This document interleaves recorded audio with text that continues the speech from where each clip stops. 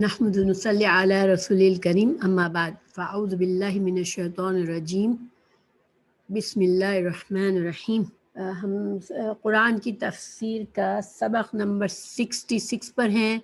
سورہ المائدہ پر ہیں اور آیت نمبر 51 سے شروع کر رہے ہیں انشاءاللہ۔ اعوذ باللہ من الشیطان الرجیم بسم اللہ الرحمن الرحیم۔ پیچھے سے تھوڑا سا آج کے سبق کا ہم تعلق دیکھ لیتے ہیں کہ کیا ہے۔ پیچھے کئی آیات سے اللہ سبحانہ وتعالیٰ مسلمانوں کو یہود و نصارہ کی چالوں کو بتایا، ان کے غلط طور طریقے بتائے کہ وہ کس طرح حسد میں اسلام کے دشمن ہیں۔ ان کو دعوت بھی دی، ان کو سمجھایا بھی کہ تم جو ہو یہ حسد چھوڑ کے تم ایمان لے آؤ اس نبی محمد صلی اللہ علیہ وسلم کو، جس کو تم پہچان بھی گئے ہو، اس پر ایمان لے آؤ اور اپنے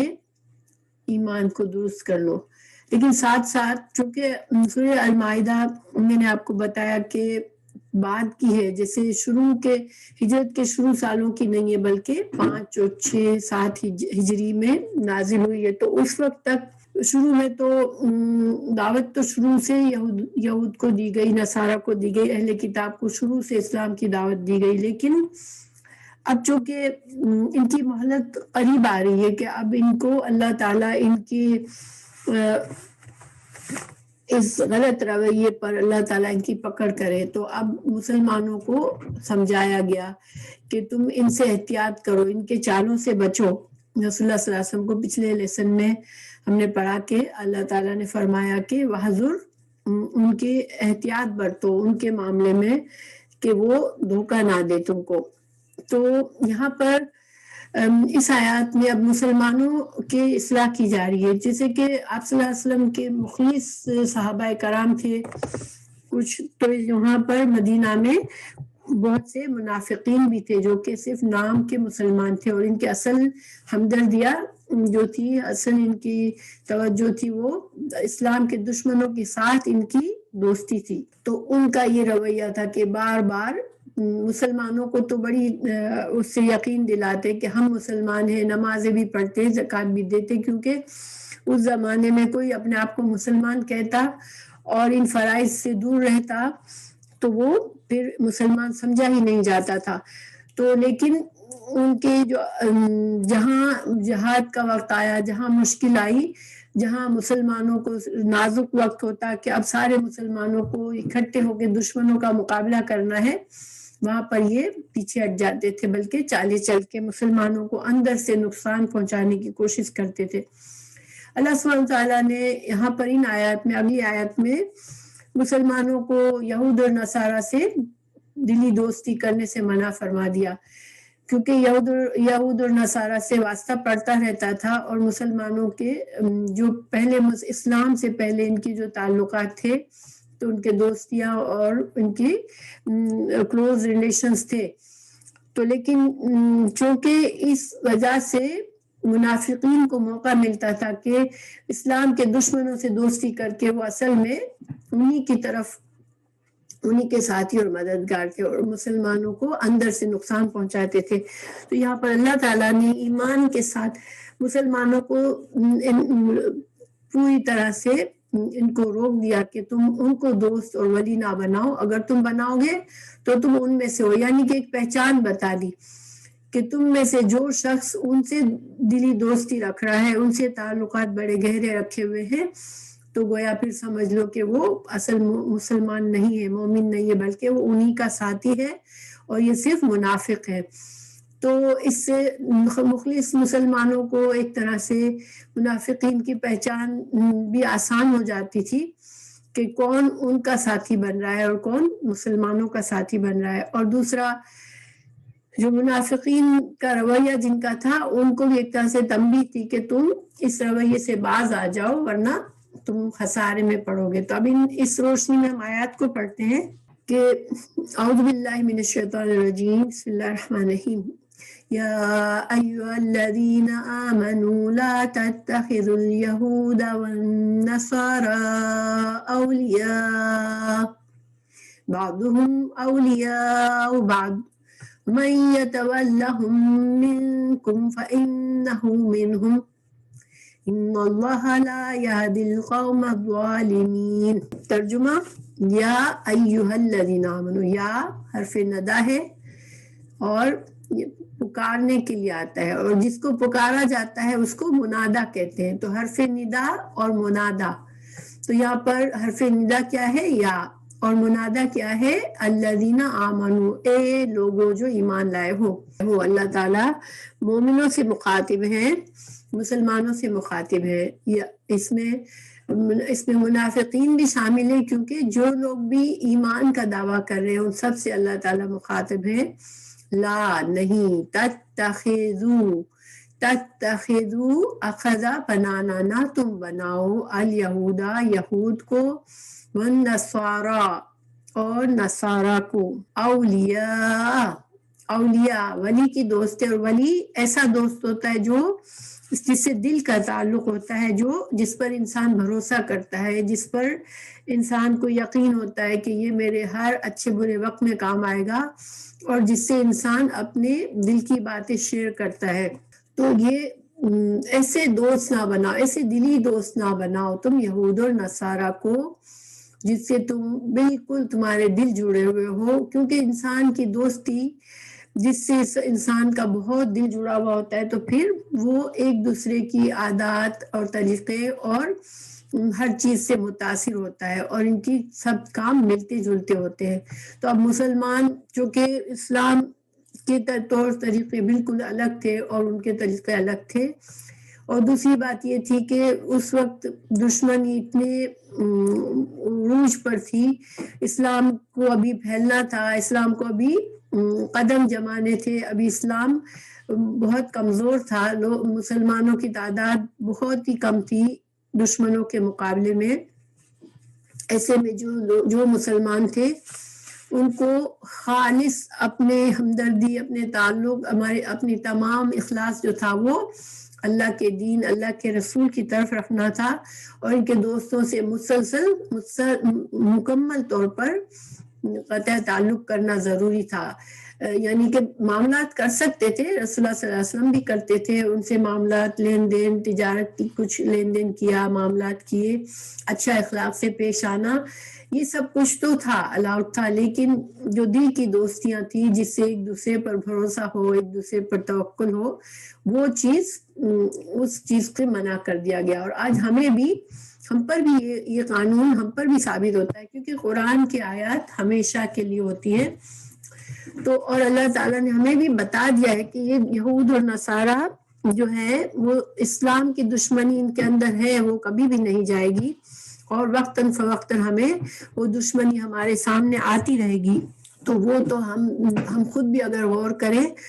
تو ہمیں پتہ ہے کہ اسلام کے دشمن کتنے ہیں۔ تو ہمیں بھی اصل ہمارا اخلاص صرف اسلام سے ہونا چاہیے، مسلمانوں سے ہونا چاہیے، نہ کہ ہمارے دل کی ہمدردیاں، ہمارے دل کے تعلق اور اخلاق، ہمارا تمام رازدار جو ہے وہ یہود اور نصارہ نہیں ہونے چاہیے۔ تو بہرحال اللہ تعالیٰ نے فرمایا، کیوں، کچھ وجوہات بتائے اللہ تعالیٰ نے یہاں، بعضهم، بعض ان کے، اولیاء ولی ہے، بعض کے، کیونکہ بظاہر چاہے ان کے آپس میں دشمنی بھی ہو، لیکن جہاں تک مسلمانوں کا معاملہ ہے، یہ یہود اور نصارہ ایک ہے، وہ مسلمانوں کی دشمنی میں وہ ایک دوسرے کے ولی ہے، ایک دوسرے کے مددگار ہیں۔ تو جب تمہارے دشمن کا، دیکھیں، جو ہمارے دشمن کا ولی اور مددگار ہوگا اس کے پکا تعلق ہوگا، تو کبھی بھی وہ ہمارا ولی اور دوست نہیں بن سکے گا، چونکہ دشمن کا ولی اور دوست بھی ہمارا دشمن ہی ہوتا ہے۔ تو یہاں ایک ریزن تو یہ بتائی کہ تم جو ہو ان یہود اور نصارہ سے، تم چاہے سمجھو کہ وہ تمہارے دوست ہیں، مگر اور تمہیں بظاہر لگے بھی کہ ان کے آپس میں تعلقات اچھے نہیں ہیں، لیکن جہاں مسلمانوں کی دشمنی کا تعلق ہے وہ ایک ہی ہے، سب وہ آپس میں جڑے ہوئے ہیں۔ وَمَن يَتَوَلَّهُمْ، اور جو یتولہم، جو دوست بنائے گا، ولی بنائے گا ان کو، منکم، تم میں سے، فَإِنَّهُ، تو بے شک وہ، پس، بے شک وہ، یعنی جو ہو کی ضمیر کہاں جا رہی ہے؟ اس من کی طرف، کہ جو ولی بنائے گا، جو دلی دوست بنائے گا ان کو، یعنی تم میں سے جو منہم ان کو، یعنی کہ یہود اور نصارہ کو جو دوست بنائے گا، پھر وہ کیا ہوگا؟ فَإِنَّهُ مِنْهُمْ، تو وہ اللہ کے نزدیک پھر وہ بھی انہی میں سے ہے۔ مسلمان اور خالص مخلص مسلمانوں کو چھوڑ کر جو یہود اور نصارہ سے وہ اخلاص کا تعلق جوڑے گا، جو ان سے ولایت کا تعلق جوڑے گا، جن پر بھروسہ کرے گا، ان کو دل کا قریبی دوست بنائے گا، تو پھر اللہ تعالیٰ نے فرما دیا کہ پھر وہ انہی میں سے ہے۔ اور یہ بہت بڑی بات ہے، کیونکہ دیکھیں ایک طرح سے ڈراوا ہے، کیونکہ اللہ آپ کو پتہ ہے کہ قیامت کے دن بھی ہر انسان اپنے اس کے ساتھ اٹھایا جائے گا جس سے اس کی دلی دوستی ہوگی، اس گروہ کے ساتھ، اس امام کے ساتھ، اس قوم کے لوگوں کے ساتھ جن سے اس کی دلی تعلقات ہوں گے، وہ اسی کے ساتھ اٹھے گا۔ اگر مسلمانوں قیامت کے دن اگر انسان مومنوں کے ساتھ اٹھے گا تو یہ بہت بڑی سعادت ہوگی، لیکن اگر جو منافقین اور یہود و نصارہ جنہوں نے دین کو قبول نہیں کیا ان کے ساتھ اٹھے گا تو وہ اس کی شامت ہوگی پھر۔ تو اللہ تعالیٰ نے گویا کہ کہا کہ ان کا ایمان ہی صحیح نہیں ہے، وہ مسلمان صحیح معنوں میں ایمان ہی نہیں لائے، بلکہ وہ انہی کے ساتھی ہیں، اگر وہ اللہ کے صاف انکار، صاف منع کرنے کے حکم کے بعد بھی ان سے دلی دوستی کرے گا۔ اس کے آیات کے بارے میں ایک واقعہ بیان کیا جاتا ہے کہ محمد بن اسحاق جو مورخ ہیں، تاریخ لکھتے ہیں اسلام کی، وہ اس آیت کے شان نزول میں بیان کرتے ہیں کہ جب بنو قینقاع یہودیوں کا ایک قبیلہ تھا جو کہ سب سے پہلے اس کا مسلمان، جب رسول اللہ صلی اللہ علیہ وسلم مدینہ گئے تو یہودیوں کے 3 قبیلے تھے، بنو قینقاع، بنو قریظہ اور بنو نذیر۔ تو جو بنو قینقاع تھا وہ قریب ترین، جیسے ان کے علاقے کے لحاظ سے مسلمانوں سے قریب ترین نکھر واسطہ تھا، اور انہوں نے کئی شرارتیں کی۔ رسول اللہ صلی اللہ علیہ وسلم نے ان 3 قبیلوں سے معاہدہ کیا تھا ہجرت کے بعد، جس کے تحت مدینہ کے تمام باشندے، جتنے بھی مدینہ کے شہری تھے، چاہے وہ مسلمان ہو، چاہے مشرک ہو، چاہے یہودی ہو، وہ ایک آپس میں جڑے ہوئے تھے، اور کچھ لاز تھے جس کے تحت وہ ایک دوسرے کے ساتھ سرٹن ان کی لیمٹس تھی کہ کس طرح سے معاملہ رکھنا ہے، اور جب اگر باہر سے کوئی مدینہ کا دشمن آیا، مدینہ پر کسی نے حملہ کیا، تو یہ آپس کے ڈفرینسز بھول کر یہ سب ایک ہوں گے، مدینہ کے سارے رہنے والے، اور مدینہ کا دفاع کریں گے مل کر، اور کچھ اور بھی اس طرح کی اس کی کنڈیشنز تھی۔ لیکن یہ جو یہودی کے قبیلے تھے انہوں نے معاہدہ تو کیا، لیکن بار بار اس معاہدے کے خلاف کرتے رہے، اور ایسے وقت میں مسلمانوں کو کے ساتھ خلاف ورزی کرتے جس میں مسلمان بڑے خطرے میں پڑ جاتے تھے، یہاں تک کہ رسول اللہ صلی اللہ علیہ وسلم پر انہوں نے قتل کا حملہ بھی کیا، سازش بھی کی کہ آپ کو کسی طرح سے قتل کر دے۔ تو پھر رسول اللہ صلی اللہ علیہ وسلم نے ان کا محاصرہ کر لیا، کیونکہ معاہدے کی خلاف ورزی کا مطلب ہی یہی تھا کہ اب تمہاری ہماری دشمنی ہے۔ تو جب رسول اللہ صلی اللہ علیہ وسلم نے ان کا محاصرہ کیا، اور اللہ تعالیٰ نے بھی، ہم نے پیچھے محاربہ کرنے والوں کی سزا میں دیکھا تھا کہ اللہ تعالیٰ نے ان کی سزاؤں میں ایک سزا کیا تھی کہ جلا وطنی، اور محاربہ کیا ہے؟ اللہ کے رسول کے خلاف جنگ کرنا، یا اللہ کے رسول صلی اللہ علیہ وسلم کے ساتھ دشمنی رکھنا۔ تو چونکہ وہ اس معاہدہ توڑ کے وہ اللہ کے رسول کے ساتھ انہوں نے ایک طرح سے جنگ کا اعلان کیا تھا، تو رسول اللہ صلی اللہ علیہ وسلم نے جب یہ فیصلہ کیا کہ ان کو بنی قریظہ کو جلا وطن کیا جائے گا، تو عبداللہ بن ابی بیچ میں کھڑا ہو گیا کہ نہیں، آپ میرے موالات سے، میرے دوستوں سے ایسا تعلق نہیں کر سکتے۔ آپ صلی اللہ علیہ وسلم کو اچھا نہیں لگا اس کی بات، مگر آپ نے اسے کوئی جواب نہیں دیا اور اس سے اعراض برتا، اس کو نظر انداز کیا، تو اس نے آپ کی ذرا کی آستین میں ہاتھ ڈال دیا، یعنی کہ آپ پر ایک طرح سے فزیکل اٹیک کیا اس نے کہ نہیں یہ آپ کو میری بات ماننی پڑے گی. آپ صلی اللہ علیہ وسلم کو غصہ آیا, آپ نے کہا مجھے چھوڑ دو. بحث مباحثے کے بعد آپ صلی اللہ علیہ وسلم نے عبداللہ بن ابی کو فیصلہ کرنے کا اختیار دیا تھا ان کے بارے میں. پھر کیونکہ آپ صلی اللہ علیہ وسلم تو رحیم اور شفیق تھے,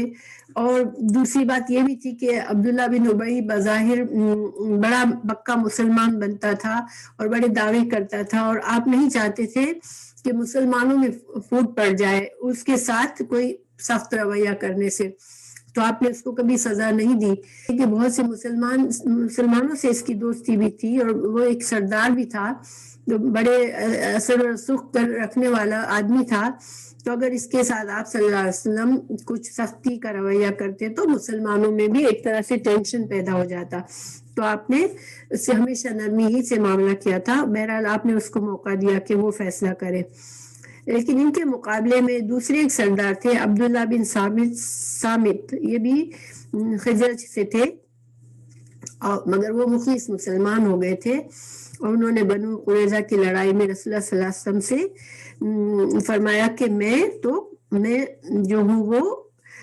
میں عبداللہ بن سامت یہودیوں سے برات کا اعلان کرتا ہوں. یعنی کہ اس نے یہ نہیں کہا کہ یہ یہودی میری قوم ہے, میں تو یہودی ہوں اور میں ان کا ساتھ دوں گا, نہیں, بلکہ انہوں نے یہودی ہوتے ہوئے بھی, یعنی پاس میں یہودی تھے پھر مسلمان ہوئے تھے لیکن سچے مسلمان تھے, تو انہوں نے آپ صلی اللہ علیہ وسلم کو کہا تھا کہ میں ان سے بری ہوں, ان سے برات ظاہر کرتا ہوں, یعنی میں ان سے بیزار ہوں, آپ ان کے بارے میں جو چاہے فیصلہ کریں. لیکن اس کے مقابلے میں عبداللہ بن ابی تو ایک عرب تھا, مشرک تھا, یہودی بھی نہیں تھا, لیکن اس کی دوستی اتنی زیادہ اس سے تعلقات تھے یہودیوں سے کہ وہ اس کی وجہ سے رسول اللہ صلی اللہ علیہ وسلم کے ساتھ ایک طرح سے بدتمیزی پر اتر آیا تھا. تو بہرحال یہ شان نزول بیان کیا جاتا ہے کہ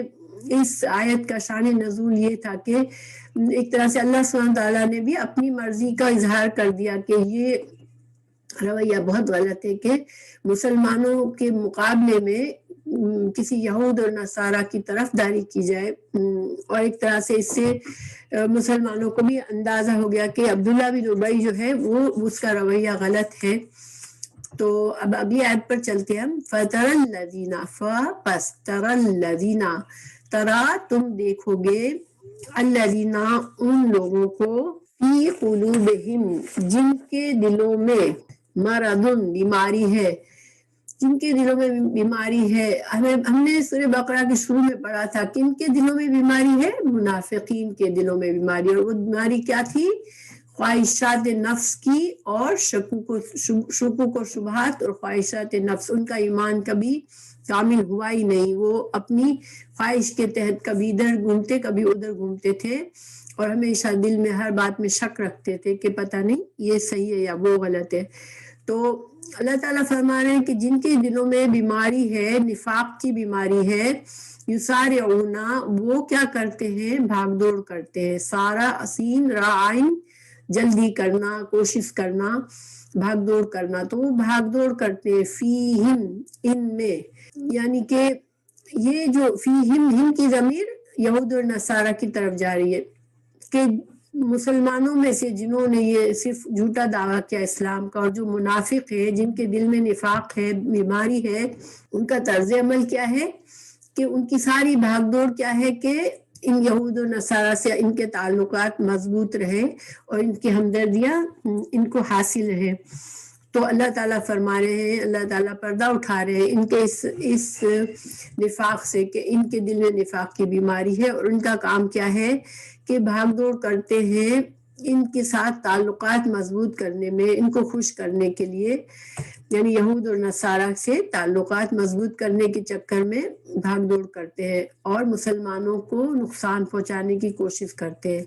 نقشہ, اور کہتے کیا ہے؟ اب کوئی مسلمان ان سے کہتا کہ بھائی تم کیوں ان سے اتنی زیادہ دوستی بڑھا رہے ہو, کیوں ان سے تم ان میں اتنا کیوں گھس کر بیٹھے ہو, تو وہ کیا کہتے تھے؟ نقشہ. واپس میں بھی ایک دوسرے سے کہتے تھے کہ بھائی بہتر ہے کہ ہم جو ہے ان سے تعلقات نہ خراب کریں. کیوں؟ کیونکہ ہم ڈرتے ہیں, خشیہ سے ہے, ہم ڈرتے ہیں ان یہ کہ تصیبنا کہ پہنچے گی ہم کو دائرتن کوئی مصیبت. یعنی ان کا کہنے کا یہ مطلب تھا کہ اگر ہم نے ان سے دوستی کا اظہار نہ کیا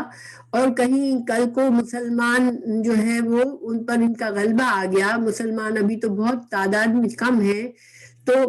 وہ دشمن، مسلمانوں کے دشمن اگر ان پر غلبہ پا لیں گے تو پھر ہم پر بھی مصیبت آئے گی اگر ہم مخلص مسلمان بنیں گے. تو ہم اس لیے دونوں طرف کا معاملہ رکھتے ہیں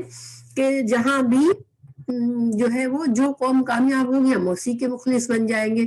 یہ بات پہلے بھی قرآن میں دوسری جگہوں پر بھی ہم نے پڑھی ہے کہ وہ نہ ادھر کے ہیں نہ ادھر کے ہیں. ان کے دل میں کیا ہے کہ ابھی تو اسٹرگل چل رہی ہے، اسلام ابھی تو بہت پوری طرح سے غالب نہیں آیا ہے، پتہ نہیں اگر تو رسول اللہ صلی اللہ علیہ وسلم اور اس کے ساتھیوں پر دشمنوں کا غلبہ ہو گیا تو پھر ہم لوگ بھی بلا وجہ مارے جائیں گے، اس لیے ہم دونوں طرف سے اپنا معاملہ سیدھا رکھتے ہیں. تو بظاہر مسلمانوں سے کہتے تھے کہ ہم تمہارے ساتھ ہیں، اور مسلمانوں کے دشمنوں سے کہتے تھے کہ ہم تمہارے ساتھ ہیں. اور ان کو یہ تھا کہ جو بھی غالب آیا ہم کو ہر طرف سے فائدہ ہی فائدہ ہے. اللہ تعالیٰ نے کیا فرمایا؟ فَعَسَىٰ، تو امید ہے، اللہ ان یہ کہ یاتیہ لے آئے بالفتح فتح، او یا امرن یا کوئی حکم فیصلہ، من عندہ اپنے پاس سے، فیصبحوا تو یہ ہو جائیں گے، علی اوپر، ما جو کچھ، اسروا جو کچھ ان کے دلوں میں یہ نفاق چھپا ہوا ہے کہ اندر سے وہ ایک دوسرے سے کہتے ہیں کہ ہم تو ہیں دونوں طرف تعلقات استوار کر کے رکھتے ہیں. اب اگر اللہ تعالیٰ نے مسلمانوں کو فتح دے دی تو پھر جو انہوں نے دل میں چھپا کے رکھا ہے کہ مسلمان جو ہے وہ اگر ہار جائیں گے، مسلمانوں پر اس کے دشمن فتح پا لیں گے تو ہم کو یہ ان کی دشمنوں کی دوستی سے ہمیں فائدہ ہوگا، یہ بات ان کے دلوں میں چھپی ہوئی تھی. تو اللہ تعالیٰ فرما رہے تھے کہ اگر اللہ کوئی فتح دے دے مسلمانوں کو اور کوئی ایسا فیصلہ لے آئے جو واضح طور پر مسلمانوں اسلام کو غالب کر دے تو پھر ان کا کیا حال ہوگا؟ پھر یہ ہو جائیں گے اللہ اس بات پر، ما اسروا جو انہوں نے دل چھپایا، فی میں انفسہم انہوں نے جو اپنے دلوں میں یہ بات چھپا کے رکھی ہے اس پر، نادمین نادم ہو کے رہ جائیں گے. مطلب کیا ہے کہ ان کو مسلمان دل سے وہ کیوں نہیں ہو رہے تھے کہ ان کے دل میں ابھی بھی یہ خواہش تھی کہ مسلمان ہار جائیں گے اور اسلام کی جو یہ مشن چل رہا ہے وہ ختم ہو جائے گا اور پہلے کی طرح معاملات ہو جائیں گے. تو اگر ہماری دوستیاں دشمنوں سے ہوگی تبھی ہم فائدے میں رہیں گے. لیکن اللہ تعالیٰ فرما رہے ہیں کہ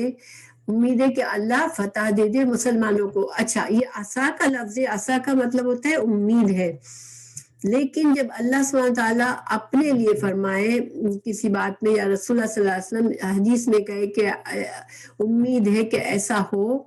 ہوگا تو اس کا یقینی معنی ہوتا ہے. تو عصا کا یہاں معنی کیا ہے کہ یقیناً اللہ تعالیٰ مسلمانوں کو فتح دے گا، اور جب یہ فتح ملے گی تو پھر یہ جو ہے وہ شرمندہ ہوں گے اپنے نفسوں میں کہ یہ ہم نے کیا کیا، ہم تو خسارے میں پڑ گئے. تو یہاں پر فتح کا علماء نے مختلف معنی لیا ہے، کیونکہ فتح سے ایک تو مطلب یہی لیا گیا کہ اللہ تعالیٰ جو ہے وہ ان یہودیوں پر مسلمانوں کو فتح دے گا جو مدینہ میں رہ کے مسلمانوں کے اندر دشمنی کر رہے تھے. تو عبداللہ بن عباس نے فرمایا اللہ تعالیٰ فتح لے آئے اور بنو قریظہ کی جنگ جو لوگوں کو قتل کر دیا گیا اور ان کے بچوں کو، عورتوں کو قیدی بنا دیا گیا. یعنی کہ اللہ تعالیٰ نے واقعی میں مسلمانوں کو مدینہ میں ہی تھوڑے سالوں میں، چونکہ یہودیوں نے اتنی شرارتیں کی اور سارے معاہدے کی جو مدینہ میثاق تھا اس کی ساری شرطوں کو انہوں نے توڑا، اور ہر جنگ میں مسلمانوں کو اچانک سے مسلمانوں کو یہ سرپرائز ملی کہ یہ یہودی تو دشمنوں کا ساتھ دے رہے ہیں بجائے اس سے کہ مسلمانوں کے ساتھ مل کے مدینہ کا دفاع کرے جیسا کہ معاہدے کے مطابق تھا. تو پھر یہ جو تینوں قبیلے تھے اس میں سے بنو نذیر جو تھے کو جلا وطن کیا گیا، تو بنو قریظہ جو تھے ان کو ان کے آدمیوں کو مارا گیا، ان کی عورتوں کو غلام بنا دیا گیا. تو یہ اور دونوں قبیلے جو تھے، باقی کے 2 قبیلے تھے، ان کو جلاوطن کر دیا گیا، مدینہ سے نکال دیا گیا اور وہ خیبر میں جا کے بسے تھے وقتی طور پر. پھر جب حضرت عمر رضی اللہ عنہ کی جب خلافت ہوئی تو ان کو وہاں سے بھی نکالا گیا. پھر کیونکہ خیبر میں بھی وہ مسلمانوں کے خلاف شرارتیں کرتے تھے تو ان کو وہاں سے بھی نکال دیا گیا تھا. تو یہ اللہ تعالیٰ نے مسلمانوں کو ان کے مقابلے میں فتح دی تھی. تو گویا یہ جب ایسا ہوا تو ندامت اٹھانے والے کیوں ہوئے؟ یہ ان کے جو منافقین تھے ان کو پتہ چل گیا کہ ہم نے غلط کیا، کہ ہم نے جس کا ساتھ دیا اس کو تو اللہ نے برباد کیا، جلاوطن اور موت کی سزا ملی، اور ہم نے جن کے ساتھ اخلاص نہیں کیا اللہ نے ان کو فتح دی. تو اللہ تعالیٰ نے ایک طرح سے ان کو یہ پیشین گوئی ہے مسلمانوں کے لیے. اس وقت یہ پیشین گوئی تھی کہ مسلمان پریشان نہ ہو، اللہ تعالیٰ فتح لائے گا مسلمانوں کو. اور منافقین کے لیے ایک طرح سے دھمکی تھی کہ تم جو غلط کر رہے ہو تو تم نادمین، تم خسارہ اٹھاؤ گے، تم ندامت اٹھاؤ گے اپنے اس عمل پر. جب کبھی جنگ ہوتی تھی اور مسلمان ان منافقین کو سمجھتے تھے کہ یہ ہمارے ساتھی، ہمارے دوست ہیں، مگر جب کبھی اسلام پر خطرہ ہوتا تھا، کوئی جنگ ہوتی تھی، تو وہ اچانک سے منافق کیا کرتے تھے کہ مسلمانوں کو نہ صرف اکیلا چھوڑ دیتے تھے بلکہ دشمنوں کے ساتھ جا ملتے تھے اور ایسی چالیں چلتے تھے جس سے مسلمانوں کو نقصان ہو. تو مخلص مسلمانوں کو اس وقت پتہ چل جاتا تھا کہ ارے جس آدمی کو ہم اپنا ساتھی سمجھتے تھے وہ تو منافق نکلا. جیسے کہ عبداللہ بن ابی جنگ احد میں بھی جنگ کے موقع پر جب کہ 3000 کی فوج سامنے دشمنوں کی کھڑی تھی اور مسلمان صرف 1000 تھے، تو عبداللہ بن ابی اپنے 300 آدمیوں کو لے کر مسلمانوں کو لاسٹ منٹ پہ اکیلا چھوڑ کے چلا گیا تھا، جس سے اس کی منافقت سامنے کھل کر آ گئی تھی. تو پھر مسلمان اس وقت کیا کہتے ہیں جب ان کی منافقت کھلتی ہے تو وہ کہتے ہیں یقولو الذین، وہ لوگ آمنو جو ایمان لائے، آؤلائے کیا یہ لوگ ہیں، یہ وہی لوگ ہیں، الذین وہ لوگ اقسموا جنہوں نے قسمیں کھائی تھی، باللہ اللہ کی، جہدا پکی ایمانہم اللہ کی پکی قسمیں کھا کے جو ہم سے کہتے تھے کہ ہم مسلمان ہیں، ہم تمہارے ساتھ ہیں، ہم مخلص ہیں، اور پھر جنگ کے موقع پر مسلمانوں کو اس طرح سے بے یار و مددگار چھوڑ کے، اور اتنی دیکھیں جب لاسٹ منٹ پہ کوئی اپنا دوست، اپنا ساتھی جس پر ہم بھروسہ کر رہے ہیں، وہ بہت خطرے کے موقع پر اگر ہم کو اکیلا چھوڑ کے چلا جاتا ہے اور ساتھ نہیں دیتا تو یہ بڑی انسان کے مورالز ختم ہو جاتے ہیں، انسان کی ہمت ٹوٹ جاتی ہے کہ اب ہم کیا کریں. تو اسی طرح ہوا تھا مسلمانوں کے ساتھ جب اس نے اس طرح سے جب کبھی نازک وقت میں یہ پیچھے ہٹتے تھے تو مسلمانوں کو بڑا حیرت ہوتی تھی کہ یہ لوگ کتنا ہم کو یقین دلاتے تھے کہ ہم تو مخلص مسلمان ہیں اور یہ انہوں نے کیسا ہمارے ساتھ چال چلی. تو یہاں پر یہ ان مسلمانوں کا ایک طرح سے قول ہے کہ کیا یہ وہی لوگ ہیں جو آج ہمارے ساتھ دشمنوں کے ساتھ جا کے کھڑے ہوئے ہیں، یا آج ہمیں اکیلا بے یار و مددگار خطرے میں چھوڑ دیا، اور کل ہم سے وہ اتنے بڑے بڑے وعدے کرتے تھے اللہ کی قسمیں کھا کر کہ ہم تمہارے پکے ساتھی ہیں. تو اللہ تعالیٰ فرما رہے ہیں کہ ضائع ہو گئے اعمالہم ان کے اعمال، فاصبحوا تو وہ ہو گئے خاسرین خسارہ پانے والے. اللہ سبحانہ تعالیٰ نے ایک طرح سے بتایا کہ ان لوگوں کے ایسا کرنے، اس نفاق کی وجہ سے انہوں نے جو نیکیاں بھی کی تھی، دنیا میں اچھے اعمال کیے تھے، وہ خود اپنے ضائع کر بیٹھے اور آخرت میں ان کے پاس کچھ نہ رہا اور وہ خسارہ پانے والے ہو گئے. خسارہ ایسا نقصان ہوتا ہے جو مکمل نقصان، یعنی کہ انسان جب انویسٹ کرتا ہے تو اس کی اپنی انویسٹمنٹ بھی ختم ہو گئی اور نفع بھی ختم ہو گیا. تو ان لوگوں نے جو نیک اعمال دنیا میں کیے تھے بظاہر دکھاوے کے لیے، وہ بھی ضائع ہو گئے اور ان کا بھی ان کو کوئی اجر نہیں ملا۔ پھر آگے ہے یا ایھا الذین آمنوا، یہ لوگوں جو ایمان لائے ہو، من جو یرتدا مرتد ہوا، منکم تم میں سے، ان دین ہی اپنے دین سے، فسوفا تو ان قریب، یاتی لے آئے گا اللہ لے آئے گا اللہ، بقوم ایک قوم کو، یحبہم وہ محبت کرتی ہوگی، یحبہم یحب محبت کرتا ہوگا یعنی اللہ، ہم ان سے،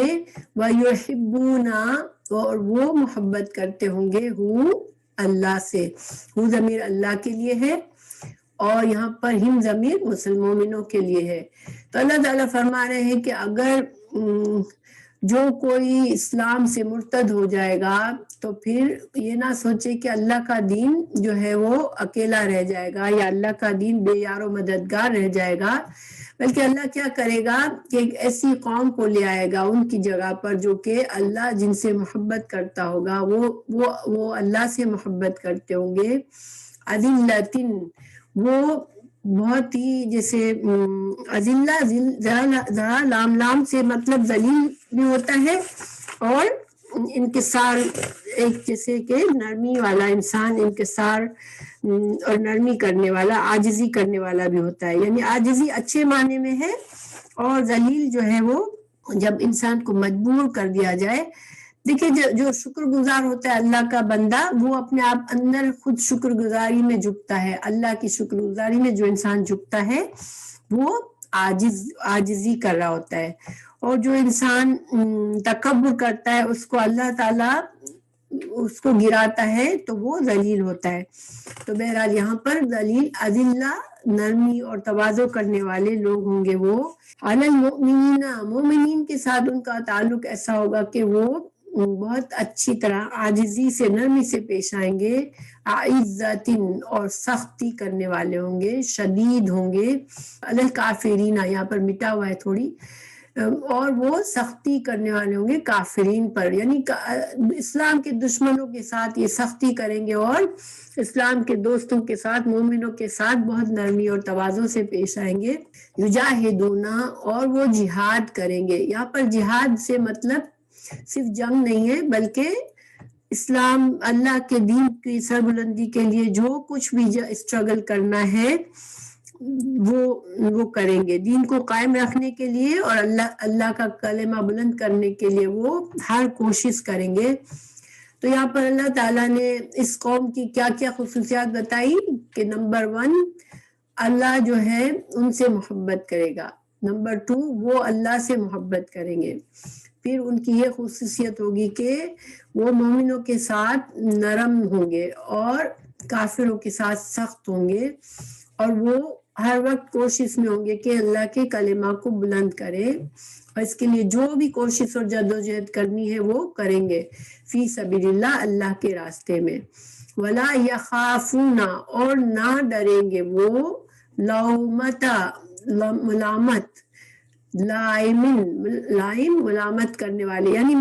کسی ملامت کرنے والے کی ملامت سے، کوئی ان کو تانا دے گا کہ ارے تم یہ کیا کر رہے ہو، تم کیا دیوانے ہوئے ہو، اپنے ساری زندگی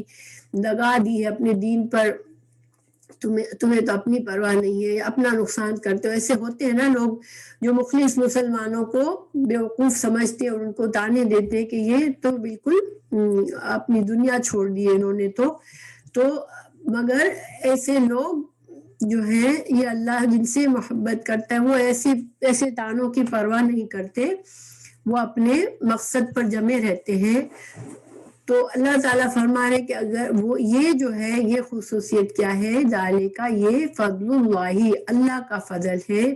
یؤتیہ وہ دیتا ہے من جس کو یشاء وہ چاہتا ہے۔ تو یہاں پر سوال یہ پیدا ہوتا ہے کہ اللہ تعالیٰ نے فرمایا کہ یہ منافق کو اس کو دھمکی دی کہ تم جو ہے تم اپنے باز نہیں آؤ گے اپنی منافقت سے اور اسلام کی دشمنی سے، تو اللہ تعالیٰ تمہارے بجائے ایسے لوگ لے آئیں گے جو کہ اللہ ان سے محبت کرے گا، وہ اللہ سے محبت کریں گے، وہ مسلمانوں کے ساتھ عاجزی کریں گے، وہ دشمنوں کے ساتھ شدید ہوں گے اور اللہ کے دین کے سربلندی کے لیے جد و جہد کریں گے اور کسی کے تانے سے نہیں ڈریں گے، صرف اللہ سے ڈریں گے۔ تو یہ سوال یہ پیدا ہوتا ہے کہ صحابہ کرام تو پہلے ہی ایسے تھے، اللہ آپ صلی اللہ علیہ وسلم کے مخلص صحابہ جو تھے وہ تو وہ ساری خصوصیات ان کے اندر تھی، تو اللہ تعالیٰ یہ کیوں فرما رہے ہیں کہ ان قریب اللہ لائے گا، کیونکہ ایسی قوم تو موجود تھی آپ صلی اللہ علیہ وسلم کے ساتھ۔ تو علماء کہتے ہیں کہ چونکہ جو منافقین کا رویے سے صحابہ کرام کا بہت دل دکھتا تھا کہ ان پر وہ بھروسہ پہلے کرتے تھے کہ یہ مسلمان ہیں، یہ ہمارے ساتھی ہیں، اور نازک وقت پر جب یہ چھوڑتے تھے تو مسلمانوں کو دکھ ہوتا تھا، تو اللہ تعالیٰ نے ایک طرح سے رسول اللہ صلی اللہ علیہ وسلم اور مسلمانوں کو تسلی دی کہ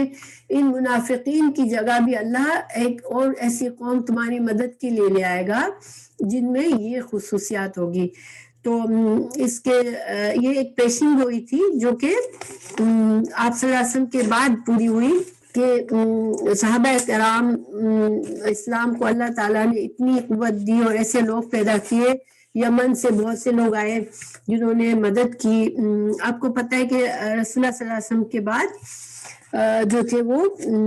بہت سے لوگ مرتد ہو گئے، چونکہ اسلام اس وقت اسلام پورے عرب میں آ گیا تھا جب آپ صلی اللہ علیہ وسلم کا آخری وقت تھا، لیکن آپ کے انتقال کے بعد صرف مدینہ، مکہ اور ایک دوسرا علاقہ جواسا، ان 3 علاقوں کے علاوہ بہت سے علاقوں سے مرتد لوگ ہو گئے۔ کچھ نے تو بالکل مسلمان ہونے سے انکار کر دیا اور کچھ نے زکوٰۃ اور نماز بولے نماز پڑھیں گے ہم مگر ہم زکوٰۃ نہیں دیں گے، تو یہ بھی ایک طرح سے مرتد ہونا تھا، کیونکہ اسلام کے لیے اسلام میں پوری طرح داخل ہونا اور اسلام کے جو بھی فرض عبادات ہیں ان کا انکار کرنے والا کافر ہوتا ہے۔ تو بہرحال حضرت ابوبکر صدیق نے جب ان سے جہاد کرنے کا، ان سے قتال کرنے کا اناؤنس کیا تو تمام صحابہ بھی ساتھ دینے کو تیار نہیں تھے اس وقت، کیونکہ ان کو یہ تھا کہ بھلے نام سے ہی مسلمان تو ہیں، یہ جو زکوٰۃ دینے سے انکار کرتے ہیں، ہم ان سے کیسے جنگ کریں، مسلمان سے کیسے جنگ کرے گا۔ تو حضرت ابوبکر صدیق نے فرمایا کہ نہیں، رسول اللہ صلی اللہ علیہ وسلم کے زمانے میں اگر جنہوں نے زکوٰۃ ادا کی تھی اگر وہ اب منع کر رہے ہیں تو وہ پھر مرتد ہی ہے اور میں ان سے جنگ کروں گا۔ اس وقت یہ بات کہ وہ کسی کے تانا دینے پر نہیں ڈرتے، تو حضرت ابوبکر صدیق نے یہ کردار ادا کیا کہ سب پریشان تھے، کوئی ان کے ساتھ دینے کو تیار نہیں تھا، تو اس وقت بھی آپ نے کہا کیونکہ حضرت ابوبکر صدیق سیکنڈ خلیفہ تھے، یعنی رسول اللہ صلی اللہ علیہ وسلم کے بعد خلیفہ بنے تھے، تو انہوں نے کہا نہیں میں جہاد کروں گا ان سے۔ تو پھر آپ نے یمن سے لوگوں کو بلایا تھا اور یمن کے لوگوں نے آپ کی مدد کی تھی، اور پھر صحابہ کرام جو دوسرے صحابہ کرام تھے وہ بھی آپ کے ساتھ ہو گئے۔ تو مطلب یہاں پر حضرت ابوبکر صدیق کا کیریکٹر پتہ چلتا ہے کہ یہ جو بات کہ وہ کسی سے ڈرتے نہیں ہیں، تو یہ اس میں حضرت ابوبکر صدیق کو جو یمن سے لوگ آئے انہوں نے مدد کی، اور ایسا ایک مشکل ڈیسیزن تھا وہ کہ اسلام اس وقت خطرے میں آ گیا تھا کہ اگر اس وقت حضرت ابوبکر صدیق کھڑے نہ ہوتے، جنگ نہ کرتے، تو پھر اسلام کبھی بھی مکمل طور پر ایک جگہ نہ رہتا، لوگ اپنی مرضی سے جو فرض ادا کرنا ہے کرتے اور نہیں کرنا ہے تو نہ کرتے۔ اور بعد میں صحابہ کرام نے بھی ریئلائز کیا کہ حضرت ابوبکر صدیق کو واقعی میں اللہ تعالیٰ نے صحیح چنا تھا خلیفہ کے لیے، کہ ان کا فیصلہ بہت صحیح تھا، اور اس کے لیے خالد بن ولید کو بھیجا تھا انہوں نے لڑنے کے لیے۔ بہرحال اللہ تعالیٰ نے یہاں فرمایا کہ یہ اللہ کا فضل ہے، ایمان اور مضبوط سینے کی مضبوطی اور پکا ایمان اور اللہ پر بھروسہ ہر مشکل وقت میں، یہ سارا کچھ اللہ کا فضل ہے،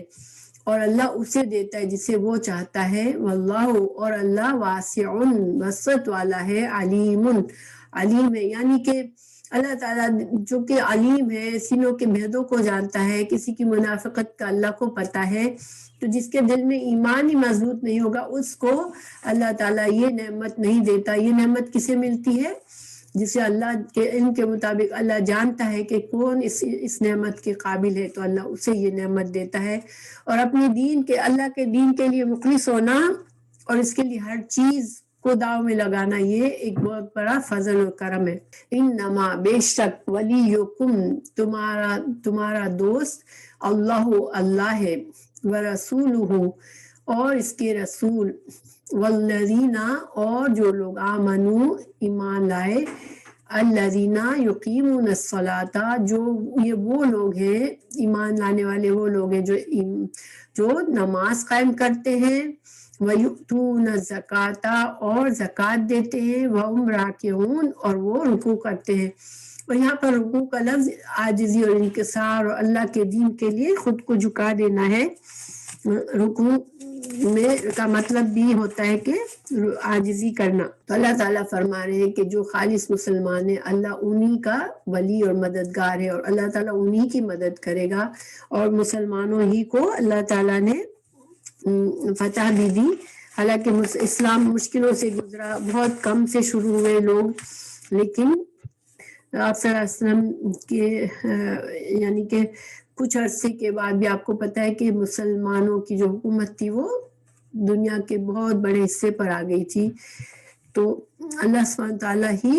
اپنے فضل سے ایسے لوگ پیدا کرتا ہے، مخلص لوگ، اور جب مخلص ہوتے ہیں مسلمان تو اللہ تعالیٰ ان کی مدد بھی کرتا ہے، ان کو ترقی بھی دیتا ہے۔ آج مسلمان بہت زیادہ جھکے ہوئے ہیں، تو اس کی وجہ یہ ہے کہ مسلمانوں کے اندر یہ خصوصیات نہیں ہے جو اللہ تعالیٰ نے یہاں پر بتائی ہے۔ پھر من یتولا اور جو منہ موڑے گا اللہ سے، ورسول ہی اور اس کے رسول سے، والذین ان لوگوں سے آمنو جو ایمان لائے، فإنا تو بے شک حزب اللہ کا گروہ، ہم الغالبون اللہ ہی کا گروہ غالب ہوگا۔ تو یہاں پر ایسے لوگوں کو جو منافق لوگ ہیں، جو مسلمانوں کے ساتھ نہیں دیتے،